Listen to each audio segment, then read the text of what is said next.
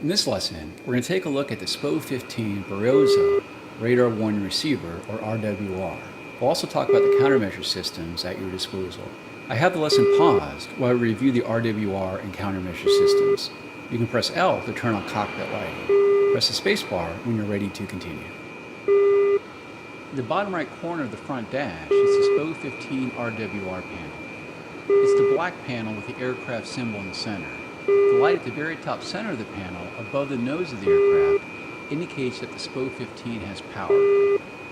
The RWR display indicates any threat radars illuminating your aircraft. Information is presented as symbols representing the type and direction to the threat. 6 lights at the bottom of the display notify you of the threat radar type. The system provides detection of radar signals between positive and negative 180 degrees in azimuth and positive and negative 30 degrees in elevation. It's important to note that the RWR will only alert you of radar-guided threats. It will not detect missiles with infrared guidance. For those, you will need to spot them visually. Press the spacebar to continue. In the very center of the RWR panel, within the aircraft symbol, are the relative elevation lights. If the lower light is lit, the primary threat is below you. If both the top and bottom lights are lit, the threat is roughly co-altitude with you. If only the top light is lit, the threat is above you. Press the spacebar to continue. Around about 75% of the aircraft symbol is a ring of lights that indicate the relative detected power of the primary threat radar. The ring of lights generally corresponds to the range of the threat. The more lights, the more close it is. To the right of the aircraft symbol is a single green light. This indicates the relative direction to a detected secondary radar threat. If there is only a single threat detected, as we have now, the secondary and primary will be the same. There can be multiple secondary threats displayed at once. To the right of the secondary threat indication is a larger amber light that indicates the direction to the primary threat. There are 10 such lights that include left and right 10 degrees, 30 degrees, 50 degrees, 90 degrees, and left and right rear hemisphere. There can only be one primary threat indicated at once.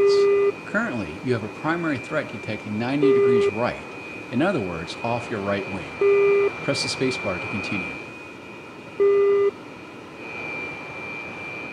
As I've been talking, you'll probably notice that annoying beeping sound. The sound indicates a detected radar in search mode.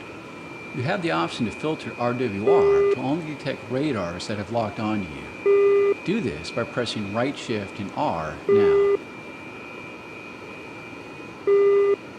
Good. Now let's press right shift and R again to bring us back to non-filter detection. Along the bottom of the RWR panel is a row of 6 lights that indicate the general type of radar that the primary threat belongs to. Currently, the far right light is lit with a C beneath it. This corresponds to an AWACS radar detected off your right wing. Press the spacebar to continue. The AWACS will now be replaced by an early warning radar, or EWR. You can see this indicated by the second light from the right with the F being illuminated, and the primary threat light is now in your right rear hemisphere. Press the spacebar to continue. We now see the detection of a short-range air defense missile radar. These generally support air defense systems like the Shilka, Su-26, Roland, and SA-8. The third light from the right with the H below is now lit, and the primary threat light indicates the threat is located 50 degrees to the right of your nose. Eventually, the threat SA-8 will lock onto you, and the center aircraft symbol will have a red circle beneath it. This will be in addition to a steady lock tone. Press the spacebar to continue once you've been locked up. Next we have a medium-range radar, as indicated by the X light, third from the left. The primary threat has moved between your 30 and 50 degree left lights, meaning the threat is somewhere between 30 and 50 degrees off the left side of your nose. Medium SAMs include the SA-11, SA-6, and IHAWK. The lock tone can be a bit too loud at times, so try decreasing its volume by pressing right Alt and comma. Try raising the volume back up now by pressing right Alt and period. The next primary detection is for a long-range SAM like an S-300 or a Patriot. As such, we have a 3 indication light second from the left and our primary threat light is directly ahead of us. Press the spacebar to continue. The final threat type is for an airborne radar, as you might find in a fighter. The end light is indicated at the far left of the threat lights. The radar is detected between 10 and 50 degrees off the left side of your nose. Press the spacebar to continue. That should now provide you an overview of how to interpret the RWR panel. You can also degrade an enemy unit's radar lock range by turning on electronic countermeasures. When ECM is active, it will be broadcasting your presence to everyone. As such, it's best to only turn it on when you're locked up by enemy radar. We'll make an exception in this training case though, and have you turn it on now by pressing E. Upon turning on ECM, you'll see a green lamp on the right console start to blink.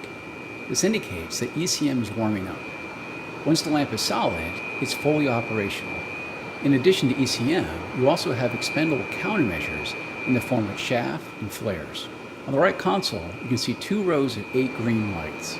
Each light on the left row represents 16 chaff bundles. Each of the lights on the right row represents 8 flare cartridges. Chaff is a bundle of metallic strips that bloom when released.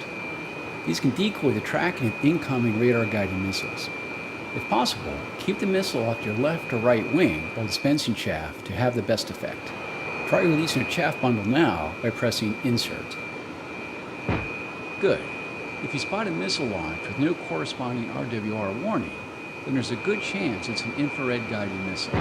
Like chaff, try to get the missile coming to your flight path at a perpendicular angle and release flares. Try releasing some flares now by tapping the delete key a few times. This concludes this training lesson on understanding the SPO-15 RWR and expendable countermeasures.